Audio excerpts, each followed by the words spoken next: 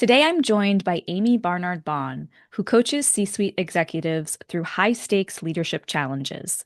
A former Fortune 5 executive herself, Amii advises companies like Adobe, the World Bank, and AbbVie on aligning leadership teams, coaching executives through high-stakes transitions, and strengthening presence at the strategic table. She is a member of Marshall Goldsmith's 100 Coaches and contributes regularly She is a member of Marshall Goldsmith's 100 Coaches and contributes regularly to Harvard Business Review. Amii is also a friend to ATD, and this is her third time on the Talent Development Leader podcast. Hi, Amii. Thanks for being here Hey, again. oh, it's always a pleasure to talk to you, Anne. It is, and it's always, there's never anything we can't talk about. We're never short on topics. So That's I'm true. super excited to have you on here again. And today we're talking about how to communicate the value proposition of talent development, particularly during tough times, which is very pertinent today. We are amid a challenging economic and political landscape. And during my nearly 20-year career in the TD profession, I've seen that the pattern in response to such external forces like we're experiencing now is to cut learning budgets. Yep, it is. And in climates like these, it's critical for TD leaders to align with the C-suite and demonstrate their function's impact on the organization. And I keep hearing that from folks I talk Hmm. to. And again, this is an ongoing challenge. It's kind of like a pendulum swing that we see. Yes. Super curious, what are you seeing in your coaching work right now? How are C-suite leaders talking about their talent development and HR functions? Well, talent development and HR are under pressure to prove impact. The smartest CEOs see them as strategic partners in risk and value. Mhm. But what I'm seeing are three big themes in my coaching work right now. And I would describe those as pressure, polarization, and potential. And I'll talk about each one. I think it hopefully will be helpful to people. So pressure is economic and geopolitical uncertainty, as you mentioned. It's tighter budgets. It's do more with less. And CEOs are asking, what are we really getting from our investment in talent development? The second trend I'm seeing, polarization. In some organizations, talent development and HR are still viewed as overhead and a nice to have.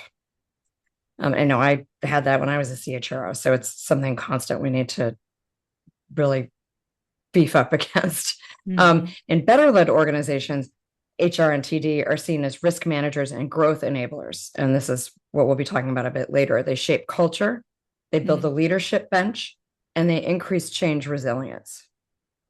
And then the third theme that I'm seeing is potential. And the talent development HR leaders that are thriving show up with clear, concise, and coherent stories about people and performance, not just lists of activities.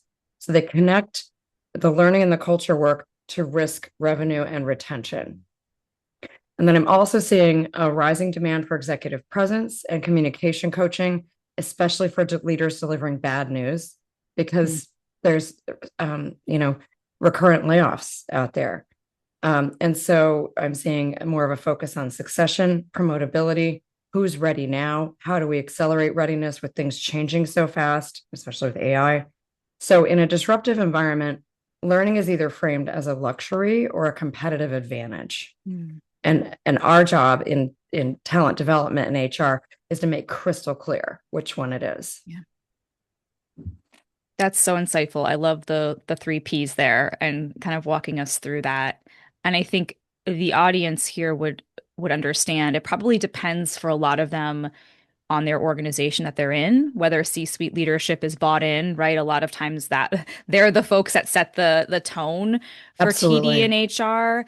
But I do think TD and HR are not powerless in all of this, right? There's a lot that Yep. they can do to, when you talk about polarization or kind of moving from a place where you are justifying your impact or your existence to actually enabling growth and having a huge impact on culture and being a must-have rather than a nice-to-have.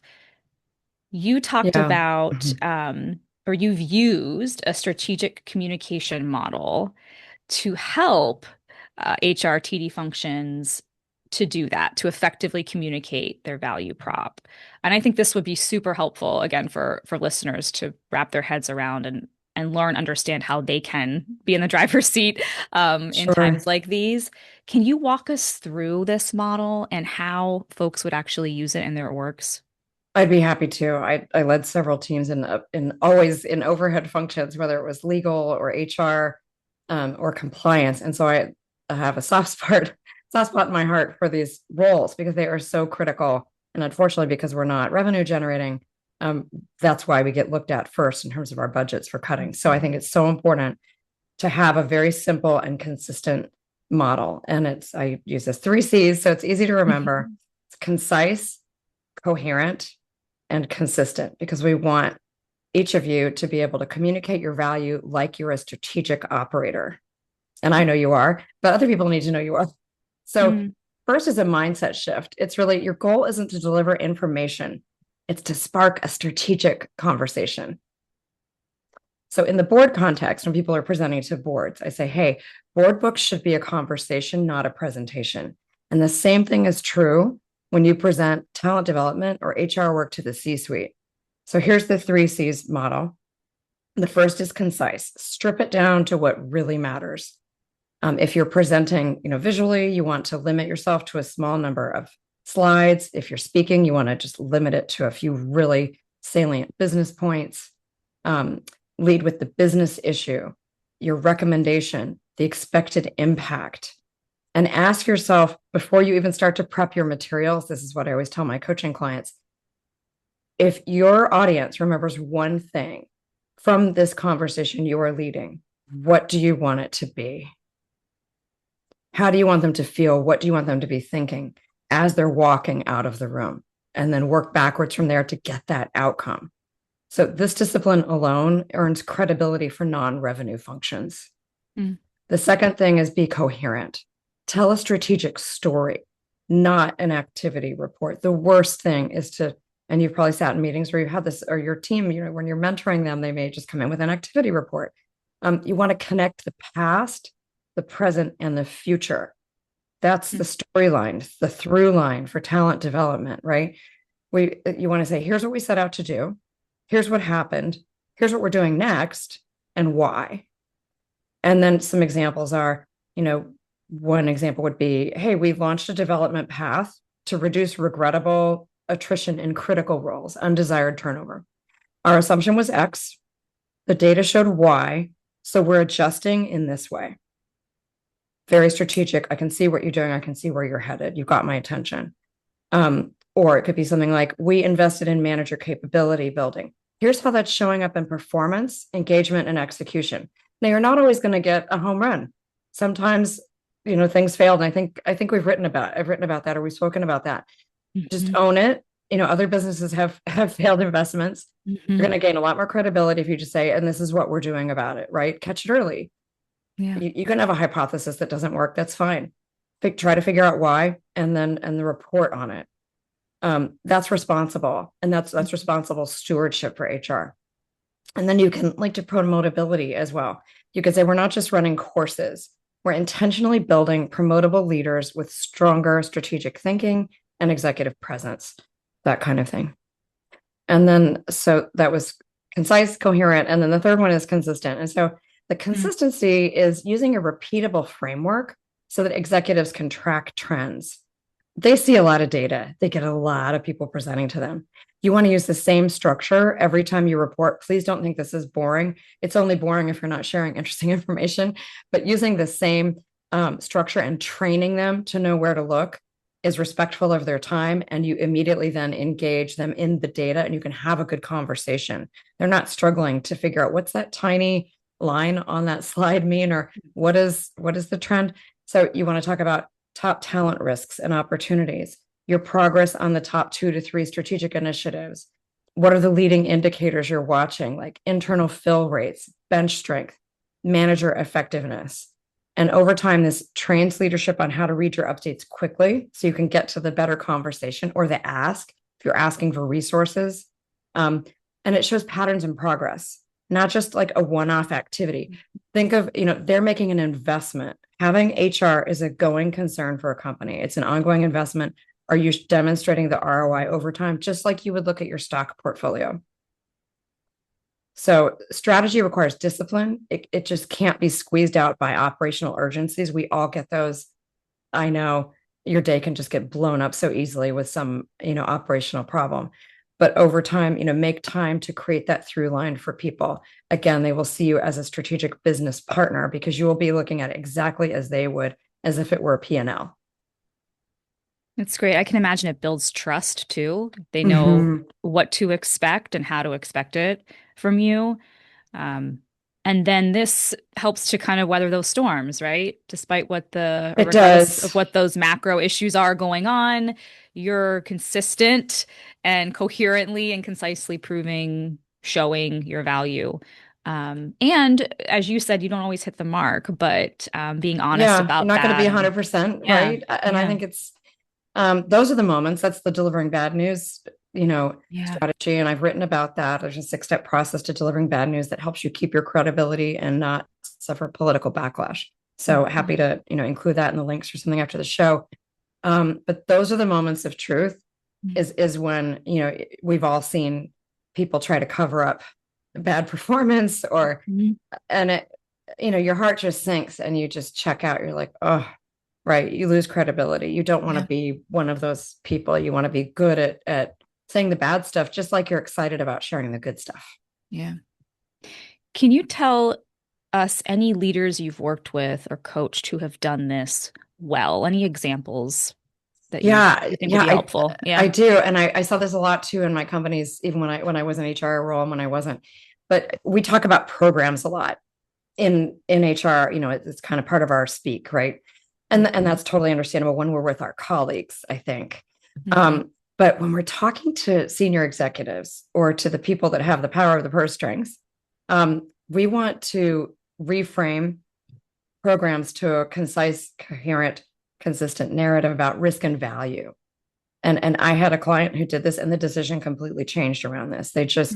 Um, they love their work. They're amazing at their job. It was literally just reframing and understanding, situational awareness of who they're speaking to and what language to use and how to frame it so they could be heard in an effective way. So the situation was a global organization was planning to cut a flagship program, a leadership flagship program. I'm sure you've seen this. Um, and it was part of cost reductions. It was like, hey, this is a big line item. A lot of you have those.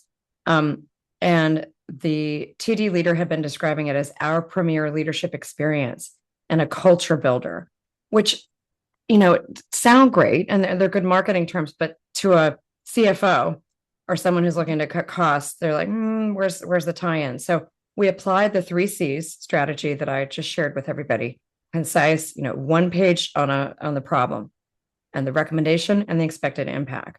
Coherent, we connected the program to succession risk in key roles at the organization, the regrettable attrition that we'd already seen in high value talent leaving, and third, the time to productivity for new leaders. And then we were consistent about how we framed it within the existing talent strategy and framed it as this is program is one of 3 levers that we're using to ensure ready now successors. And she repositioned the ask as if we cut this, here's the increased execution and succession risk, and here's the projected cost of turnover versus the cost of the program. Just straight out, no emotion around it. Just here's the facts. As much as you can quantify these things. And there is data we can always, and even sometimes if it's not quantity, it can be, uh, you know, data around exit interviews or why you lost some of your people. I just didn't feel like I was learning anything. This other company has this amazing MBA program, right? Or whatever it is. So the good news is the program was not only preserved, it was formally integrated into the succession plan. Mhm. So before it was just seen as a standalone, kind of nice to have Mhm. shiny object, that you might use when you're recruiting people or when you're trying to reward a high performer, but it hadn't been from a business standpoint fully integrated. So the key thing for you all to know is nothing in the Mhm. content really changed, just the story. So once my client spoke in the language of risk, value, and strategy, the conversation shifted and they could hear her. That is so powerful. I know.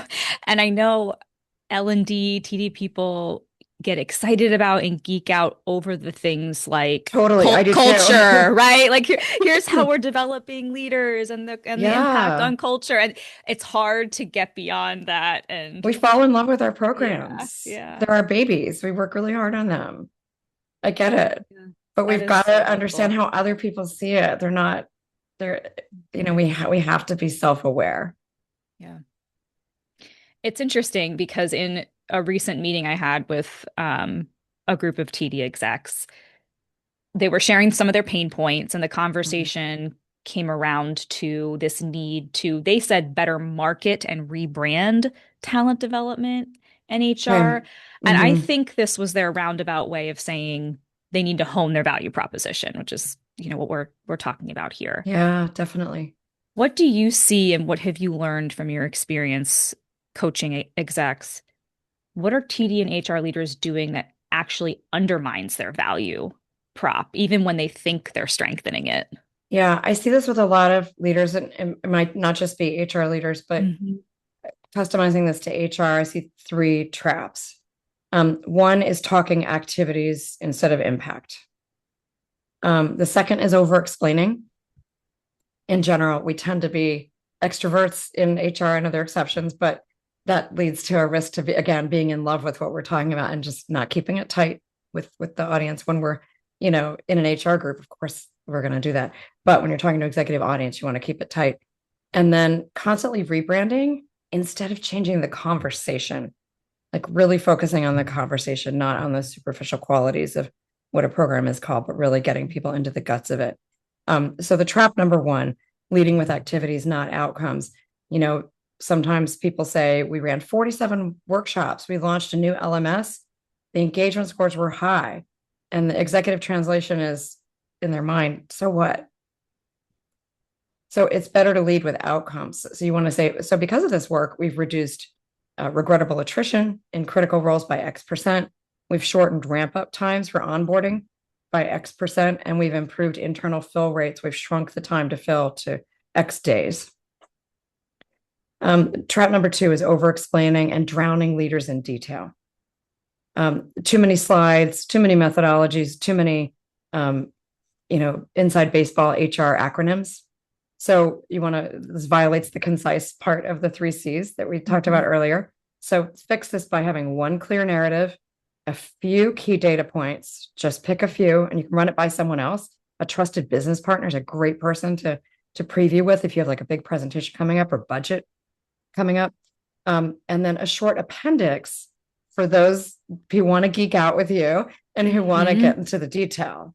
Always put like, I usually have like 5 slides and then a big appendix. And Hmm. I'm ready if someone wants to go to it. I'm like, oh, great. I have that in the appendix. Or, hey, do you want me to meet with you later and I'll do a one-on-one or we can have coffee? I'll be happy to deep dive with you, right? Because you can read the room. You could Yeah. see who cares and who's like, oh, this was enough. I don't need more. And then the third trap is inconsistent framing. So sometimes I see that every meeting has a new framework, or there's a rebrand of HR, or there's a new label or a new initiative. And sometimes, understandably, I think advertising teaches us, we think it has to be new and shiny or like have more X in it, like those Cheetos that are so much Yeah. stuff on them now that Yeah. you can barely like feel the Cheeto and your hands are all orange. Ugh. Okay. Yeah. So think of it like that. Like you don't need more like orange sauce. Yeah. Um, it violates the consistent piece too. Executives don't see the through line, they just see noise, they just see advertising. So Yeah. you want Hmm. to use a consistent structure for talking about talent and development so they can see the trend lines. And part of what helps is staying in a service mindset. Look, in HR, ultimately, I know that everybody here is in service. We're in service to the organization, in service to the employees, in service to growing the business. But that mindset can hurt us when we're talking to executives. We need to be able to shift, I think, effortlessly. And really good HR leaders do this. I'm sure you've seen that as well. They shift to a strategic mindset. They may talk one way with their HR team and they talk a very different way to their executive team and the CEO. So it's like, tell us what you want to train people on versus here's where our talent system is helping or hindering your strategy. Yeah, Like, how would you be viewed, right? If you're just, oh exactly. yeah, we're here to help. Like, you Yeah. know, so I would say that every time you speak, you're training leaders on how to think about you as an Hmm. HR or TD professional, as order takers or as strategic advisors. Hmm. And you want to be that strategic advisor. And that's going to, over time, help you be protected because people be like, no, I need them. I can't, we can't cut that. Let me talk to them. I know they'll tell me exactly what the value is. And then, if we need to make a cut, we should ask them where to make the cut rather than, I've been on that side too, where people, have you ever been in a situation where someone just decides where to cut your HR budget? And you're like, look, Yeah. just come to me, treat me like a business partner, and I will take a hard look. Everyone's looking. I get it. I need to be a partner in this. Those are the tough decisions, but you want to be the ones making them. Hmm. I've said this before. I know it's like anticipating the pain points of your C-suite and then addressing them. That's really the essence of Mm-hmm. influence, right? And helping Yes. to create that relationship, again, trust building. They know to come to you if they need anything, because you've been seen as a trusted advisor. So Yeah. it's good. We started talking about, or alluded to talking about communicating during tough times. And I would like to shift a little bit here and talk about that, talk about any orgs or leaders who are going through tough times within their organizations. I know listeners are facing layoffs and budget cuts right now, and particularly, Amii, how this relates to culture and the impact that our listeners have on that. You said to me recently, and I wrote this down because I wanted to get it right verbatim. It's such a kind of beautiful summary here. How we communicate in hard times is culture, not merely the words we write, but how we show up when it counts. Communication can either deepen anxiety or rebuild commitment. Think of every conversation as a chance to recruit those who stay. What does that practice look like, or what does that look like in practice when a leader has to announce layoffs or major cuts and communicate Yeah. some hard news? And we're seeing a lot of this now, and it breaks my heart, frankly, Mm. when I see it done badly. It just doesn't need to be that way. It's, Mhm. it's hard enough as it is, so do it Yeah. right. You know, Yeah. you don't there you create one harm, you don't need to create a second or compound it, which always comes back to hurt the company anyway. And it's so hard for HR because then it just stirs up so much bad feeling, and we're the ones that have to handle that. So thank you. I really appreciate that quote resonated. I feel it very deeply because I've seen them done poorly and well. And do think that how you communicate in hard times is your culture. That's the test. You want to aim for concise, coherent, and deeply humane. And I would say we can talk about this in three buckets that might be helpful. You want to, number one, prepare, never wing it. Um, I think this is true with everything, but 80% of good execution is preparation. Mm. You know, if you've done all the pre-work really well, it will go smoothly and it will go well. If you've thought of everything and you've taken the right time and care. You need to clarify the why, the what, and the what's next for people. Why is this happening? What is the business rationale for the layoff in plain language? What's changing? Who's affected? What's the timing? What support is available? And what happens next for people who remain? What are the priorities? What are the expectations? What are the resources? So apply the three C's: the concise, distill to a few key points, avoid jargon, avoid euphemisms, be coherent, tie the decision to the broader business strategy and reality, not vague headwinds. It's not fun when it's vague or when people know that it's fake, because then even the people who are staying aren't going to trust you either, right? So you have to be thinking about that as well. And then consistency is so important. Ensure that all leaders, to the best extent possible, are aligned using the same messaging. Um, Second is you want to deliver it in a calm, credible, and caring manner. You want to be direct and specific. You don't want to hide behind corporate speak. I think that's when people get nailed on social media and those videos we've seen, like the one that was so nasty, with the CEO crying about how sad he was that he was laying people off. I don't think that went over very well. Don't make it about you. It's about, excuse me, it's about the people that are being laid off, and it's about the business for the future and the vision and why this is happening. So acknowledge the emotion again without it being about you. Be honest about what you know and what you don't know. I think leaders are getting better at saying when they what they don't know, and I think that's very believable right now. We've gone through a pandemic, we've had geopolitical shocks. Um, there's a lot we don't know, so it'd be crazy for a CEO to pretend that they know everything. So, when you don't know, say we don't know, we're watching this. These are some things that might could happen in the future. Mhm. So what everyone is silently asking when a layoff announcement comes out is, what does this mean for me? And can I trust you? Answer those two questions first when you think Mhm. about your strategy. And then you mentioned, which was so critical, the re-recruitment. The follow through after is so important. People get, I think HR departments understandably get exhausted after a layoff. It is one of the hardest things an HR team can pull off well, right? So many moving pieces, so many upset people. So you could lose sight of the fact that there's a recruitment after, like there's another stage that needs to be addressed. And that can be the exciting stage, actually, that I think can lift HR out of what is a tough process. It could be really depressing to lay people off. Some of these people are your friends, you hired Mhm. them, like it's hard. So talent development and HR are critical for the re-recruitment. Equip managers with one-on-one talking points and conversation guides for people who are staying, like have Mhm. stay conversations. Mhm. Um, Offer micro learning or coaching or leading through uncertainty for people who have had teams that may have been significantly changed or moved or merged. Um, and then think of every interaction as a re-recruiting conversation. Here's why your role matters in this new reality. Mhm. That's ultimately what you should be sharing with your re-recruitment people. And this is a real test, I think, of executive presence, being steady, transparent, and compassionate under pressure. Yeah,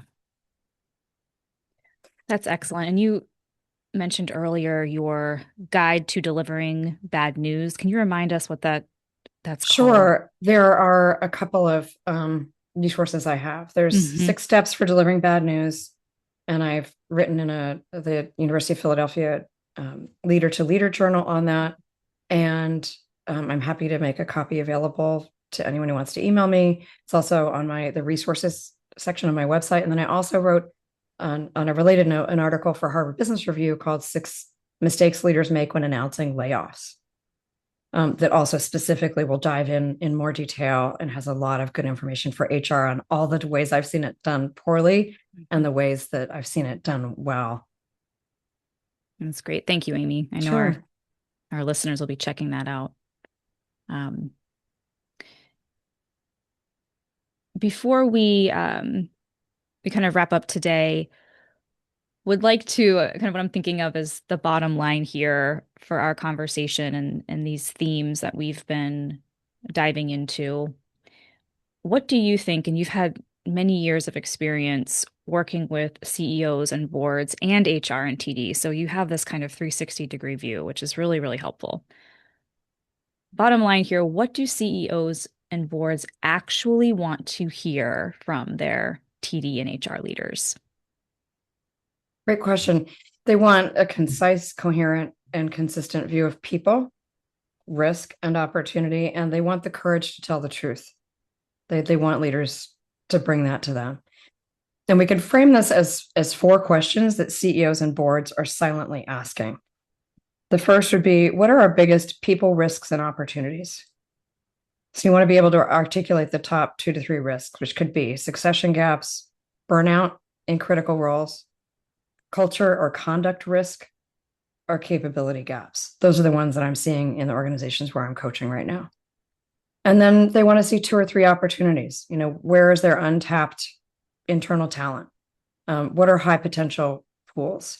What are some cross-functional development plays that you could make, which is it's a really good time to be thinking about that right now as jobs potentially shift with AI. It's hitting some companies, not everyone yet, but it's good to be ahead of that. The second question I think that they're asking is, what's your plan? They don't want a wish list. They want a short, prioritized roadmap. Like, here are the 2 or 3 talent initiatives that'll most move the needle this year and why. Mhm. The third question would be, how we know it's working. What are your clear leading indicators? Like it could be internal fill rates, promotional readiness, manager effectiveness, unwanted attrition, and engagement in critical segments of the business. Not just post-training satisfaction surveys, right? Right. They really don't care. Right. Um, even though I know we measure that and sometimes it's useful, but we probably spend too much time on stuff like that. Mhm. Number 4, are you telling us the truth? Mhm. They want data-backed candor over being comfortable, especially boards. You want to help them do their job. It's their job to provide strategic oversight and to ask the tough questions. So they will see you as they will not, it'll knock their socks off, frankly, if it's data-backed candor. For example, and you'd want to, of course, have your CEO prepared ahead of time. There's always, no surprises. But you might say, we are not on track to have ready successors for these 3 mission critical roles within 2 years. Here's our proposed path to close that gap. Boom. Mic drop, right? They're going to be like, Yeah. oh, wow, that's not great, but okay, you've got my attention, Mm-hmm. right? So the TD and HR leaders who are most valued are not the ones who make everyone feel comfortable. Mm-hmm. They're the ones who make sure the organization is not surprised.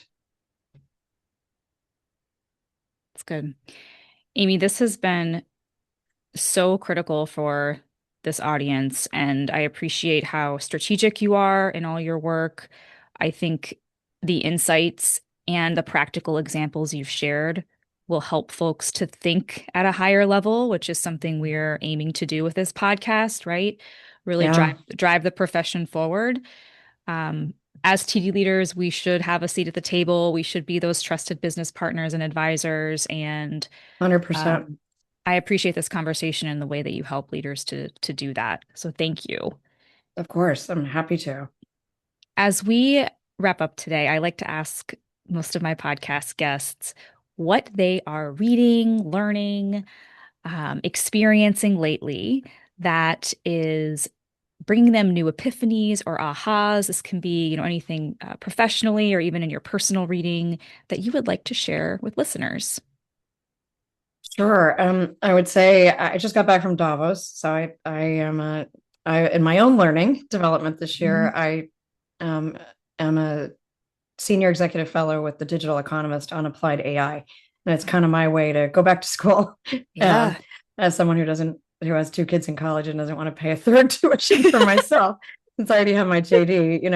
I thought, well, this is a way to do it. So I'll share that just because that may be fun for people. And boy, am I learning a ton. So I was in Yeah. Davos. I got to speak on agentic AI and governance and who's going to be accountable when someone wants to Wow. point at a machine, Yeah. which isn't going to work, and the human centered aspect of AI. How are we doing on that? So I got to Hmm. hear, many CEOs from Snowflake and Hewlett Packard Enterprise and Workday, and really interesting. So that's just, just be ready, start using it would just be Hmm. my, advice there.